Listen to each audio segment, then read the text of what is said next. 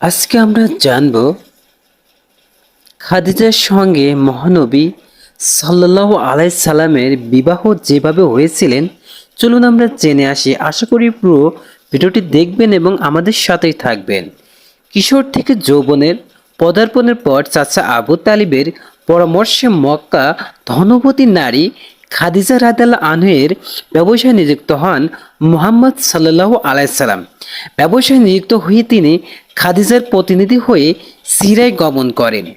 এই সফরে নবীজির সঙ্গী ছিলেন খাদিজার কৃতদাস মাইসারা। যাত্রাপথে মাইসারা অবাক চোখে খেয়াল করেন যে চলার পথে চলমান মেঘালয় মহানবী সাল্লাল্লাহু আলাইহি সাল্লামকে ছায়া প্রদান করছে। সিরিয়ায় পৌঁছানোর পর একজন খ্রিস্টান পাদ্রী মহানবী সাল্লাল্লাহু আলাইহি সাল্লামকে দেখে নবী হওয়ার ভবিষ্যৎবাণী করেন। এছাড়াও বাণিজ্যিক সফরে মহানবী সাল্লাল্লাহু আলাইহি সাল্লাম দ্বিগুণ মুনাফা অর্জন করেন।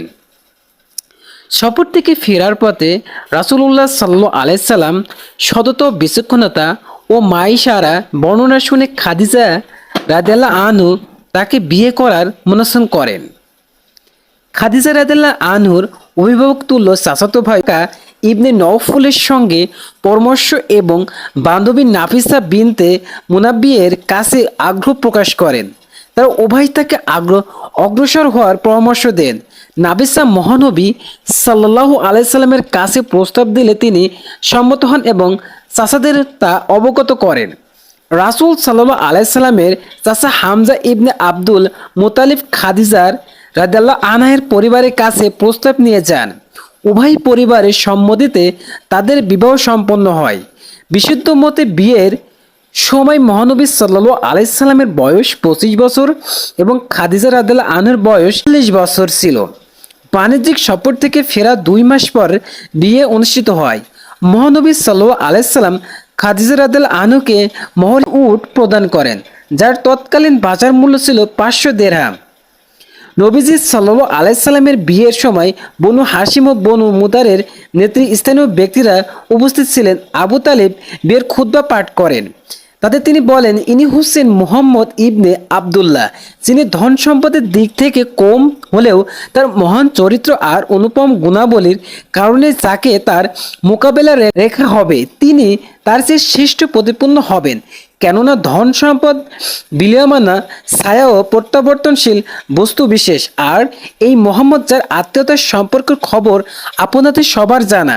তিনি খাদিজা বিনতে খাওয়াইলিদের সঙ্গে বিবাহ বন্ধন আবদ্ধ হতে আগ্রহী। তার সমুদয় মহর ও নগদ হোক বা বাকি আমার সম্পত্তিতে দেওয়া হবে। আল্লাহর শপথ, তিনি বিপুলভাবে সমৃদ্ধ নন্দিত হবেন। মহানবী সাল্লাল্লাহু আলাইহি সাল্লামের সঙ্গে খাদিজা রাদিয়াল্লাহু আনহার দাম্পত্যকালে ছিল 24 বছর। নারীদের মধ্যে সবার আগে ঈমান গ্রহণ করেন। খাদিজা রাদিয়াল্লাহু আনহার নবুয়তের প্রাথমিক বছরগুলোতে কঠিন সময় তিনি মহানবী সাল্লাল্লাহু আলাইহি সাল্লামের সেবায় তার সর্বস্ব উজাড় করে দেন। হিজরতের 3 বছর আগে তার মৃত্যু হয়। তার জীবদ্দশায় রাসূলুল্লাহ সাল্লাল্লাহু আলাইহি সাল্লামের কোনো বিয়ে করেননি। পুত্র ইব্রাহিম ছাড়া মহানবী সাল্লাল্লাহু আলাইহি সাল্লামের সব সন্তানই খাদিজা এর গর্ভজাত।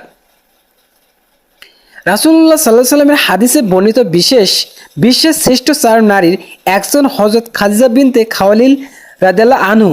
হযরত আনাস রাদিয়াল্লাহু আনহু থেকে বর্ণিত হাদিসে নবী করিম সাল্লাল্লাহু আলাইহি সাল্লাম বলেন, জগতের সব নারী থেকে 4 জন নারী অনুকরণের জন্য যথেষ্ট: মরিয়ম বিনতে ইমরান, খাদিজা বিনতে খাওয়াইলিদ, ফাতিমা বিনতে মুহাম্মদ এবং ফিরআউনের স্ত্রী আসিয়া। তিরমিজি হাদিস 3878। আসসালামু আলাইকুম বন্ধুরা, ভিডিওটি ভালো লাগলে অবশ্যই শেয়ার করবেন এবং আপনাদের গুরুত্বপূর্ণ মন্তব্যটি আমাদের কমেন্ট বক্সে জানাবেন।